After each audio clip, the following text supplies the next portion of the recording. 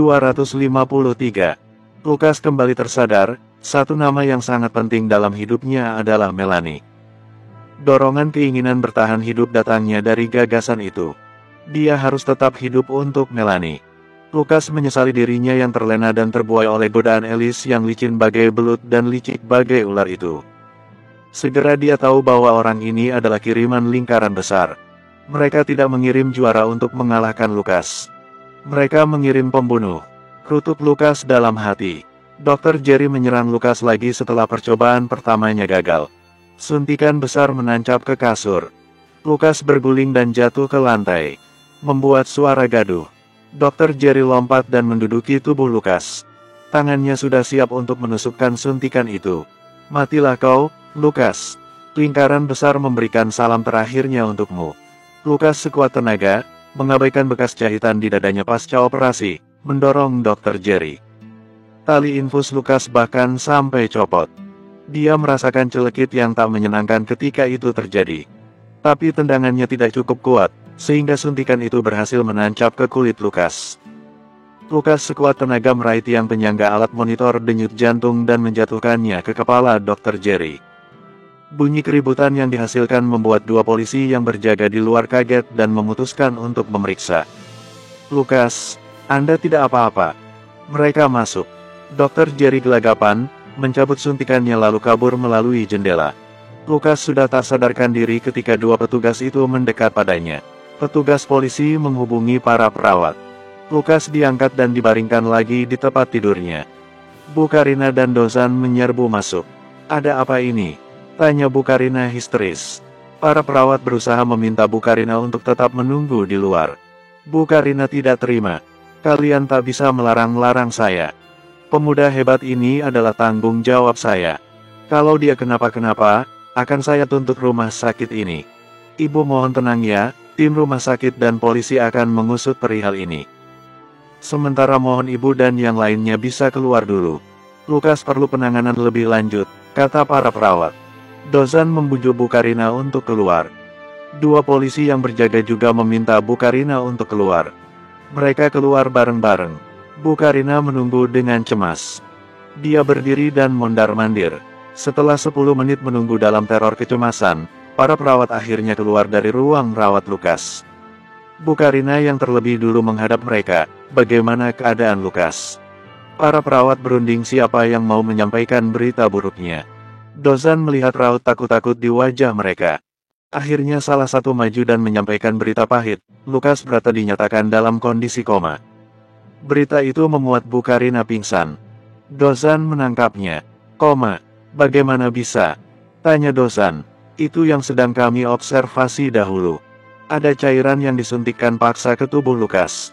Para perawat itu kemudian berbicara dengan polisi. Meminta mereka untuk mengirim orang dan menyelidiki upaya pembunuhan Lukas di rumah sakit. Dozan sebenarnya ingin menyelonong masuk ke ruang rawat Lukas. Tapi kini dia ada Bu Karina yang mesti dia jaga. Sementara itu Lukas yang terjatuh dalam kondisi koma, jiwanya terombang-ambing dalam ruang yang amat gelap dan tak berbatas. Satu nama bergaung, Lukas menyebut nama Melanie. Dan ketika nama itu disebutkan, ada suara yang menyahut, bergaung juga, menyebut nama Lukas. Melanie, Lukas, pulanglah kami rindu, kata suara itu. Tapi urusanku belum usai, balas Lukas. Selesaikan urusanmu di Jakarta saja, kami semua akan membantumu. Tapi keselamatan kalian akan jadi taruhannya. Lukas tak bisa memaafkan dirinya kalau ada hal buruk terjadi pada orang-orang tersayangnya. Itu resiko yang bisa kami ambil. Kami hanya ingin kamu kembali Lukas. Kami membutuhkanmu, suara itu sekarang bernada memohon. Lukas tak kuat, dia menangis. Dalam ruang hampanan gelap itu dia bersimpuh. Menyesali perbuatan menyerongnya. Kenikmatan dunia yang membuatnya lengah. Lukas sempat tergila-gila pada Alice, dan dalam sekejap dia jadi begitu benci kepadanya. Mohon tunggu aku, sebentar lagi, aku akan selesaikan masalah ini, kata Lukas. Tapi bagaimana? Lingkaran besar tidak bisa dilacak keberadaan markasnya. Lukas tidak tahu siapa saja anggota dan para ketuanya. Dia tak mungkin mengorek informasi dari Alice dan Jack. Mereka profesional.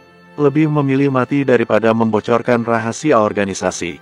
Mengingat kemampuan akting Alice, Lukas yakin dia pasti akan memanipulasi Lukas lagi. Atau kami yang akan datang padamu, kata suara itu, menyudahi pertemuan singkat nan memilukan di ruang hampa kegelapan. Lukas menyebutkan nama Melanie terus-terusan, mengenang kembali hubungan mereka. Hal tersebut menjadi dorongan yang cukup untuk Lukas melawan cairan pelumpuh yang telah masuk ke sistem tubuhnya. Lukas berhasil membuka mata setelah 2 hari koma. Bu Karina dan Dozan sudah diizinkan masuk menunggui Lukas. Lukas, syukurlah kamu sudah sadar, kata Bu Karina penuh syukur. Berapa lama aku tak sadarkan diri? Tanya Lukas. 2 hari. Kau dinyatakan koma, sobat, kata Dozan. Titik. Lukas bercanda. Ketiganya tertawa. Kamu mau minum apa, Lukas? Tanya Bu Karina. Lukas mengecap-cecap lidahnya. Dia merasa haus dan ingin minum jus jeruk. Jus jeruk, kata Lukas. Dozan langsung berdiri dan berinisiatif untuk membelikannya. Orang yang menyamar jadi dokter kemarin belum tertangkap, kata Bu Karina. Lukas mendesah. Dia masih ingat betul wajah dokter Jerry itu. Dan dia merasa dokter itu sudah menyetubuhi Alice juga. Ketika dokter gadungan itu menyerang Lukas, Lukas dapat mencium parfum Alice menempel di tubuh pria itu. Sakit dalam hatinya semakin nyelekit. Tapi bagaimana Lukas akan membalasnya? Apakah itu penting? Lukas mengepalkan tangan. Dia kemudian melihat ke sekitar, banyak kartu ucapan dan karangan bunga kecil dan jajanan-jajanan berjejer di meja. Itu datang dari para karyawan di klub Bu Karina. Juga sebagian besar dari mereka datangnya dari pengagumnya Kong. Lukas mencari Kong. Di mana Kong? Tanya Lukas. Bu Karina menoleh ke kanan dan kiri serta belakang. Tadi dia di sini, tapi sekarang entah kemana. Sedang cari udara segar mungkin. Lukas merasakan firasat akan ada yang terjadi hari ini. Entah itu suatu kejadian sial yang akan mencelakainya atau dia bakal kedatangan seseorang. Lukas sudah bisa bangun, berdiri lalu berjalan menuju kamar mandi. Dia dipandu sedikit tadi oleh Bu Karina. Depan cermin Lukas melihat perban yang menutupi luka bekas operasinya sudah berkurang lebarnya. Hanya tempelan plester luka yang tidak begitu besar. Lukas menekan-nekan luka itu. Menjadi torehan baru dalam kumpulan koleksi luka Lukas. Di luar sana, berkilometer dari rumah sakit tempat Lukas dirawat, kereta api berasal dari Jakarta berhenti.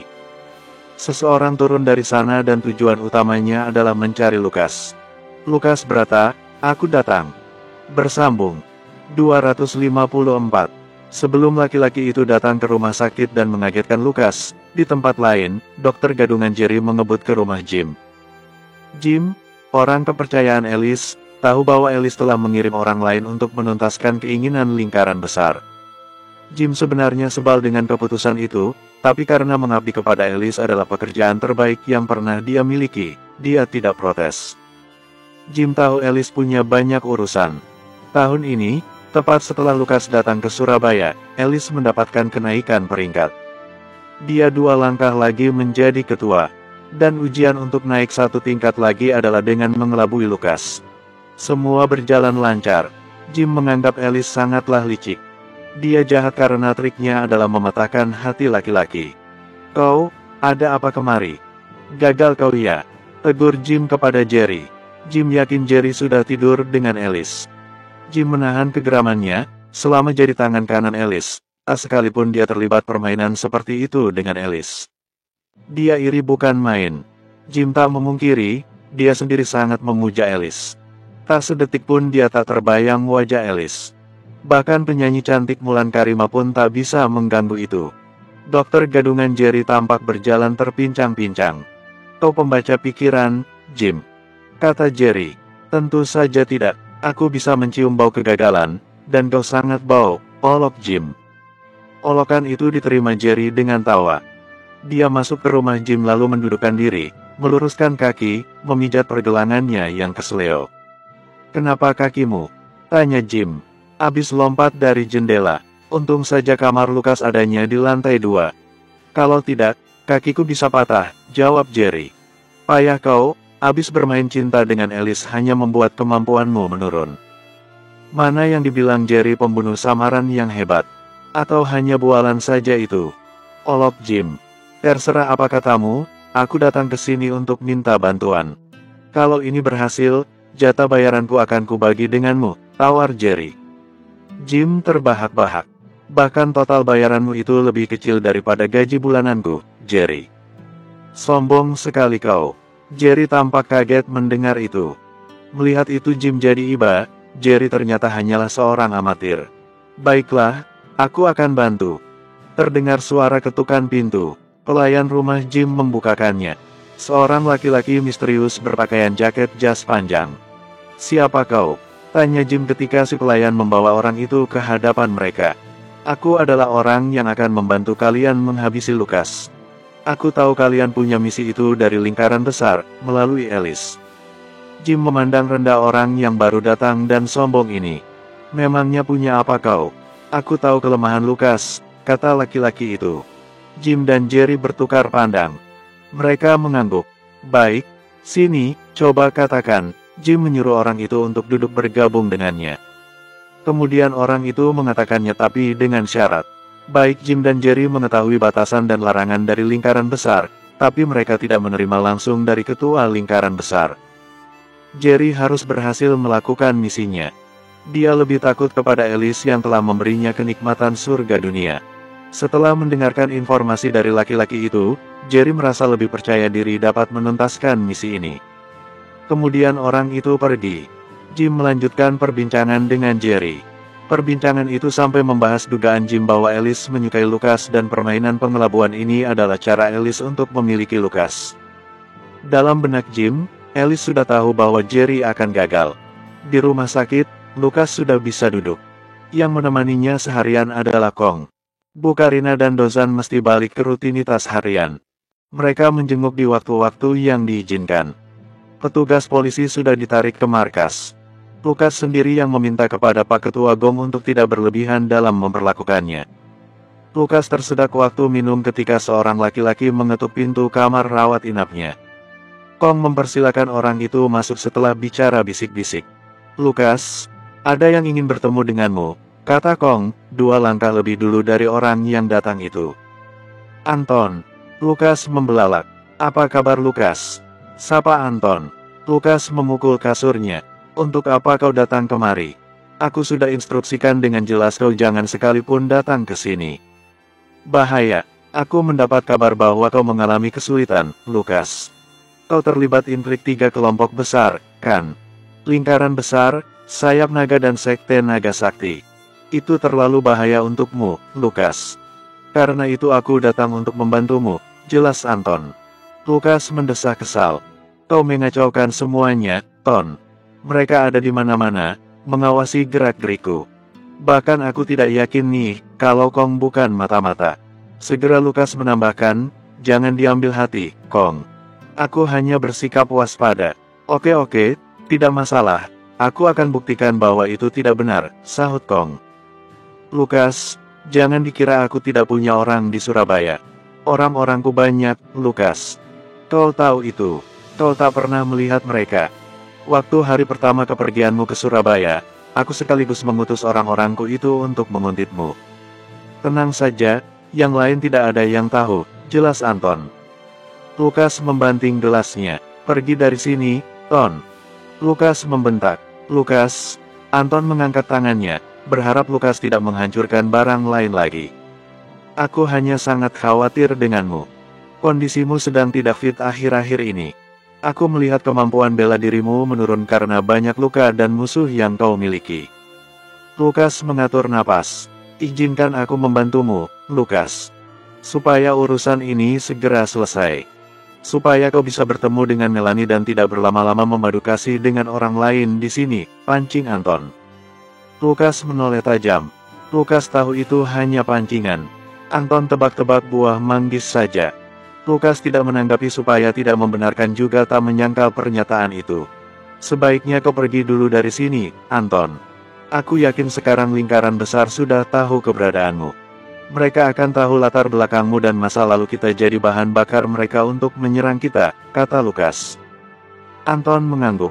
Kalau tidak, aku akan menyamar, mengubah tampilan dan nama. Terlambat?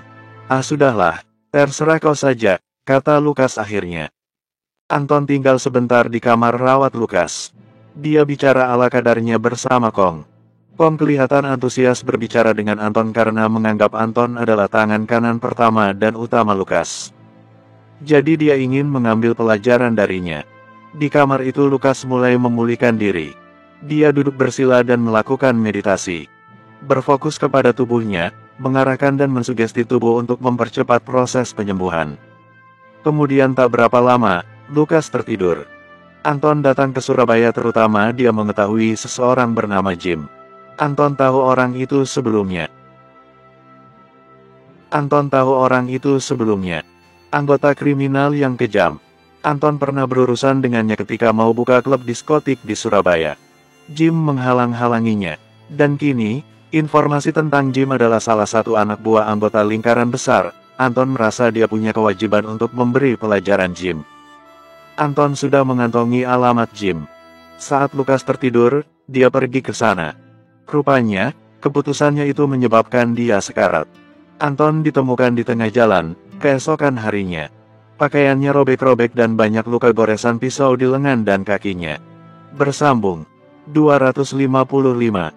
Jim dan Jerry yang habis diserang Anton dan berhasil menyerang balik sampai membuat Anton terkapar tak berdaya. Mereka kemudian pergi ke villa milik Jerry. Alice menyusul ke sana. Alice ingin meminta laporan upaya pembunuhan Jerry terhadap Lukas yang gagal. Jerry tak bisa menolak perintah Alice. Dia pun tak berani kabur.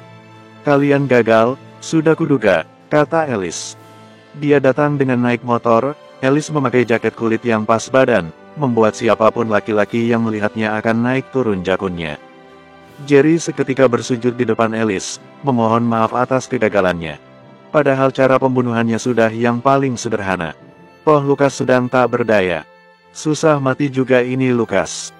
"Padahal sedang tak berdaya," kata Alice setelah mendengar penjelasan lengkap dari Jerry.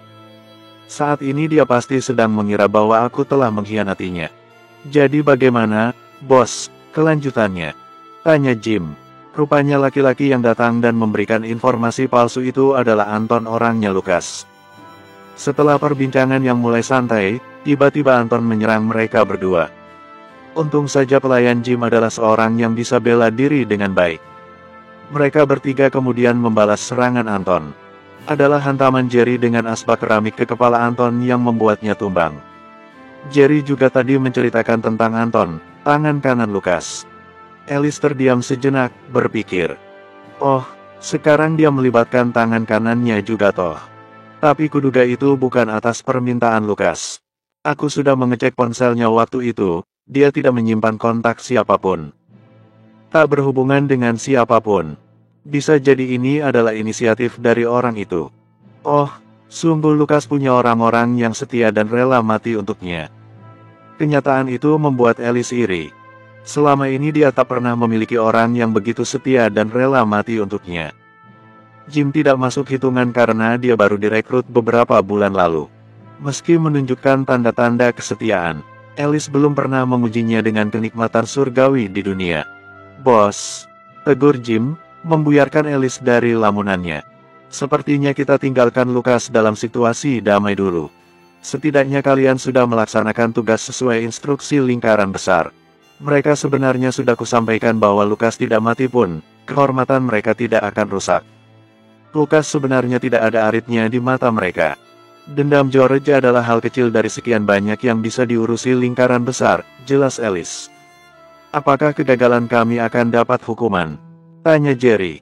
"Ada, dan hukuman ini akan membuat kalian justru senang," kata Alice. Jim mencium bau-bau culas lagi. Jerry tampak penasaran. Naluri kelaki-lakiannya tergugah. "Apa itu, bos?" "Buka celana kalian dan kita akan melakukan permainan bertiga," kata Alice, mengagetkan kedua laki-laki itu. Alice sendiri sudah memulai melucuti pakaiannya, dimulai dari membuka resleting jaket motor yang ternyata di baliknya dia sudah tidak mengenakan apa-apa. Baik Jim dan Jerry jatuh jakunnya, seperti tertelan oleh dorongan biologis. Segera mereka melucuti pakaian sendiri. Dua keperkasaan menegang dan siap memuaskan Alice, pembunuh culas dengan GR4H membara. Anton ditemukan oleh warga sekitar dan dibawa ke salah satu rumah untuk dirawat lukanya. Selama 3 hari dia dirawat sampai pulih. Setidaknya sampai luka-luka goresan di tangannya mulai menutup setelah dijahit. Anton berterima kasih kepada warga itu. Dalam perjalanan kembali ke rumah sakit, Anton berharap Lukas masih di sana. Dia jadi mempertanyakan kemampuannya. Apakah selama ini dia selalu menang hanya karena musuhnya terlalu cemen? Sehingga ketika bertemu dengan Jim, Jerry dan pelayannya, yang kemampuan bela dirinya sangat hebat, Anton kalah dengan mudah. Sampai di rumah sakit, Anton menutupi luka-lukanya. Untung wajahnya tidak banyak kena serangan. Hanya bagian batok yang kena hantam asbak yang sedikit benjol. Selama 3 hari itu, Lukas merasakan kedamaian di rumah sakit. Belum kelihatan lagi ada orang-orang suruhan untuk membunuhnya. Terakhir kali setelah Anton pergi, Jack datang dan meminta maaf kepada Lukas. Saat mendengar kabar bahwa Alice mengirim seorang dokter gadungan untuk menghabisinya, Jack berjingit kaget. Itu bukan bagian dari rencana, kata Jack. Dia juga bingung kenapa lingkaran besar menyalahi janji. Aku yakin dulu mereka bilang hanya akan mengirim orang untuk duel secara adil denganmu, bukan menembaki seperti kemarin. Lukas tak menggubris penjelasan itu dan menyuruh Jack pergi saja atau kalau tidak Lukas akan melemparnya dari jendela. Anton datang dan Lukas entah bagaimana caranya tahu kalau dia habis dihajar. Bagaimana kau bisa tahu? Well, ada yang merekammu dan menyebarkannya di internet. Selamat, kau telah mencoreng reputasimu sendiri, ejek Lukas. Anton tak mempermasalahkan itu. Kau sebaiknya bersembunyi saja dari sekarang. Atau ya, silakan ubah penampilanmu. Jangan-jangan dekat denganku karena itu akan merusak reputasiku juga di Surabaya ini. Anton menyeringai, menangkap gurauan Lukas. Saat ini Kong sedang pergi ada urusan. Lukas kemudian berbincang dengan Anton seperti sedia kala di Jakarta. Lukas mengungkap banyak hal yang dialaminya di Surabaya. Mulai dari kandidat sekte Naga Sakti yang dikirim untuk membunuhnya, menyingkirkan dari persaingan mendapatkan tempat ketua di sana. Saman Sakti, Alice, Jack, lingkaran besar, sayap naga, intrik-intrik tak jelas semuanya. Lukas selalu mendapat petunjuk. Jangan-jangan yang menembakiku di Klam bukanlah dari lingkaran besar yang dijanjikan Jack ataupun Alice. Jangan-jangan mereka adalah kandidat sekte Naga Sakti yang belum kuhadapi. Kemana ini Saman Sakti? Lama dia tidak muncul, gerutu Lukas. Jangan-jangan sudah mati, cetus Anton. Lukas menggeleng. Tak mungkin Saman Sakti salah satu ketua Naga Sakti sudah mati.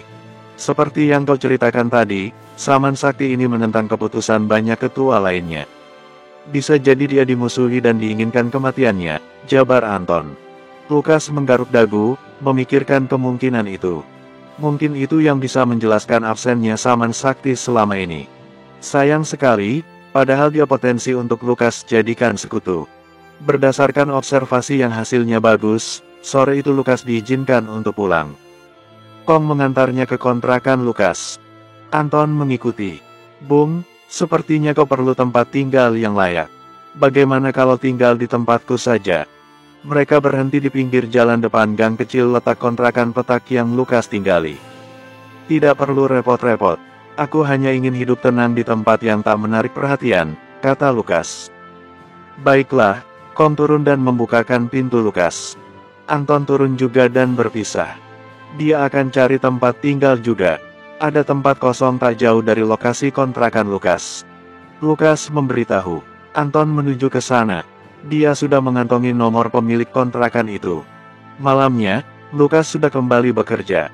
Luka di dadanya sudah menutup dan dia tak merasakan lagi celekit luka tembak.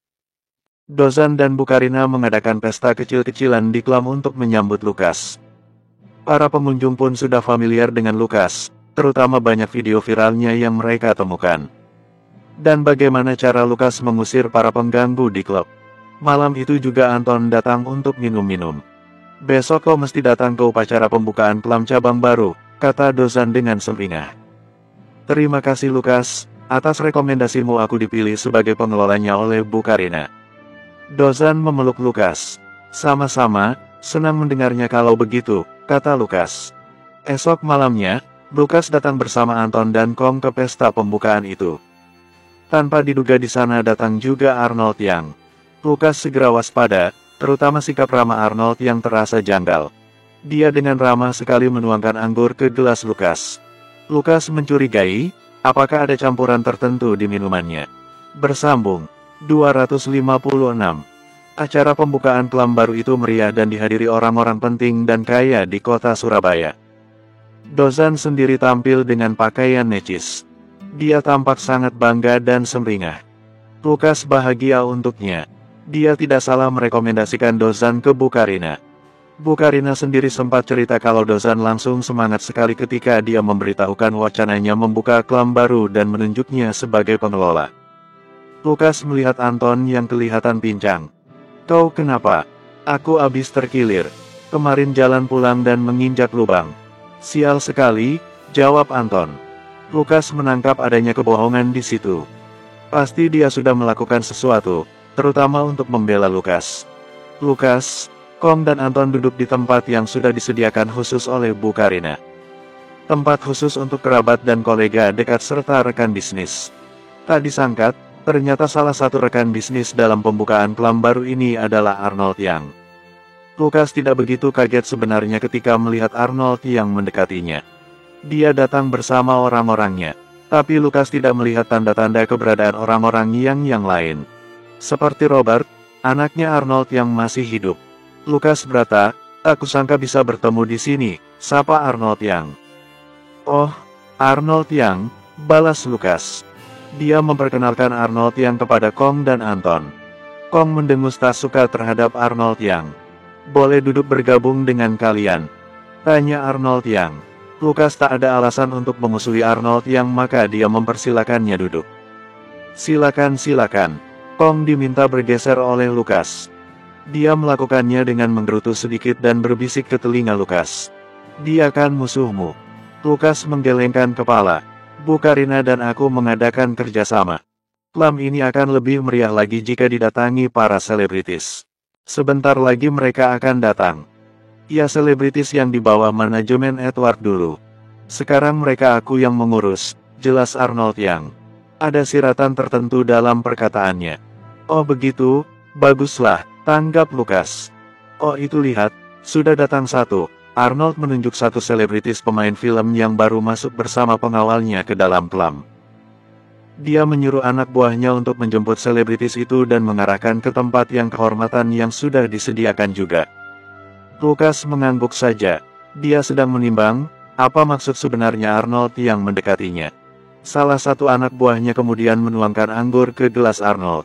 Lalu gelas martini Lukas yang sudah kosong tahu-tahu dituangi juga.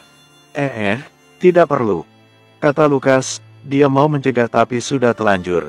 Dari sorot mata si anak buah, Lukas mencium adanya gelagat mencurigakan. "Itu anggur bagus yang kusimpan selama puluhan tahun. Hanya dibuka di saat-saat tertentu dalam momen istimewa. Duduk bersamamu adalah momen istimewa, Lukas. Kau orang hebat. Bukan orang sembarangan," kata Arnold Yang. Lukas penasaran, apa yang Arnold Yang ketahui tentang dirinya. Jangan-jangan orangnya Tuan Yang, yaitu Daniel Cheng, sudah berhasil mengorek informasi latar belakang Lukas lalu membeberkannya ke semua anggota keluarga Yang. "Tidak, terima kasih. Tapi aku sedang tidak minum anggur. Abis luka tembak, tidak boleh minum yang seperti itu," karang Lukas. "Tidak meski sedikit saja?" tanya Arnold Yang, seolah ingin memaksa Lukas. Kong tidak tahan. "Hei, kalau bosku bilang tidak mau ya tidak mau. Jangan dipaksa." Lukas memberi tanda geleng-geleng kepada Kong agar tidak perlu berlebihan. Gara-gara itu anak buah Arnold Yang pun membela bosnya. "Bung, jangan berkata kasar kepada bos kami," tegur mereka. "Kalau tidak kenapa? Bos kalian telah membuat bosku menderita di penjara kemarin. Gak usah sok baik deh sekarang. Mending jauh-jauh," ketus Kong. Arnold yang tampak membisu. Dia tidak kelihatan tersinggung atau bagaimana. Dia tenang yang membuat Lukas risau. Sudah. Lebih baik aku pergi saja. Aku tidak akan minum anggur ini." "Silakan kau minum saja." Lukas mengambil gelasnya dan menyerahkannya ke anak buah Arnold yang menuang tadi. Anak buah itu tampak bingung. "Anton, ikut aku," ajak Lukas ketika dia berdiri dan mulai beranjak. Arnold yang hanya bergeser dari tempat duduknya dan mempersilakan Lukas pergi. "Maafkan jika anak buahku membuatmu tak nyaman," katanya. "Tak masalah," balas Lukas. Dia dan Anton kemudian mencari tempat di pojokan yang tidak jadi pusat perhatian. Karena tempat dia duduk tadi dilihat oleh para pengunjung dari kalangan orang biasa yang datang sebagai tempat selebritis juga. Lukas tak nyaman dengan pandangan-pandangan itu. Kong mau ikut, tapi Lukas menyarankannya untuk membaur ke para pengunjung. Lukas membisiki Kong, "Tolong awasi, pindai gelagat yang mencurigakan." Kong menyanggupi. Di pojokan sambil minum bir, Lukas menceritakan seputar keluarga yang kepada Anton. Karena telanjur Anton datang ke Surabaya dan dia tidak mau menyamar sebagai orang lain dengan alasan ribet, akhirnya Lukas menerimanya sebagaimana dia menerima Anton di Jakarta. Menjadi tangan kanannya, menjadi mata dan telinganya. Mendengarkan cerita Lukas, Anton sebenarnya menyimpan geram dan pengin meninju muka Arnold yang sekarang juga. Jangan, itu malah akan memberinya alasan untuk memusuhiku kembali. Dia baru saja diomel-omeli oleh ayahnya, Tuan Yang. Sang konglomerat sejati, kata Lukas. Bisa jadi dia datang ke sini dan mengharapkan aku memusuhinya. Mari kita tunjukkan yang berkebalikan. Benar juga, aku sedang berusaha agar dia bisa jadi di pihakku suatu saat nanti. Jaringannya cukup besar, terutama di kalangan selebritis, jelas Lukas. Lalu Anton mengungkit tentang Mulan Karimah. Katanya Melanie dan Permata sempat penasaran kenapa Lukas bisa kelihatan bersamanya. Lukas merutuk, dia tidak pernah melihat foto itu. Pasti paparazzi kelas kakap yang pandai bersembunyi dan menguntit sasarannya dengan hebat. Lukas menjelaskan bahwa di antara mereka berdua tidak ada apa-apa. Kisahnya mirip dengan pertemuannya dengan Melanie. Anton hanya mengangguk-angguk saja. Ketika Lukas mengucap nama Jim pengawal Mulan, Anton berjingit. Beberapa hari lalu dia hampir dibikin lumpuh oleh Jim dan kawannya. Tapi Anton tidak mengungkapnya kepada Lukas. Itu hanya akan jadi tiket pulang paksanya dari Lukas. Acara pesta pembukaan klam berjalan lebih meriah lagi terutama ketika selebritis mulai berdatangan dan mengambil alih panggung hiburan. Para pengunjung menggila senangnya. Dozan bahkan naik ke panggung dan bersenang-senang bersama selebritis itu.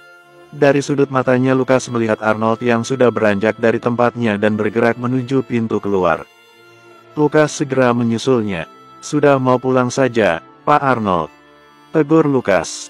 Oh ya, kurasa waktuku sudah cukup berada di sini. Aku ada urusan lain, kata Arnold yang. Mari kuantar kalau begitu, tawar Lukas. Anton di belakangnya hanya memerhatikan. Terutama memerhatikan anak buah yang dibawa Arnold yang. Oh tidak perlu repot-repot, kata Arnold yang. Tidak apa-apa. Tidak repot. Sebagai tanda bahwa kita sudah bersahabat sekarang, kata Lukas meyakinkan. Arnold yang akhirnya menerima tawaran itu. Mereka berjalan beriringan ke pintu keluar. Sampai di sana, tiba-tiba datang belasan orang naik motor sport. Turun dan mengeluarkan tongkat pemukul baseball. Siapa kalian? Seru Lukas. Dia maju dan meminta Arnold yang untuk masuk kembali ke klam. Lukas, Anton dan anak buah Arnold yang maju bersama. Kami akan menghancurkan klam ini. Seru mereka. Bersambung.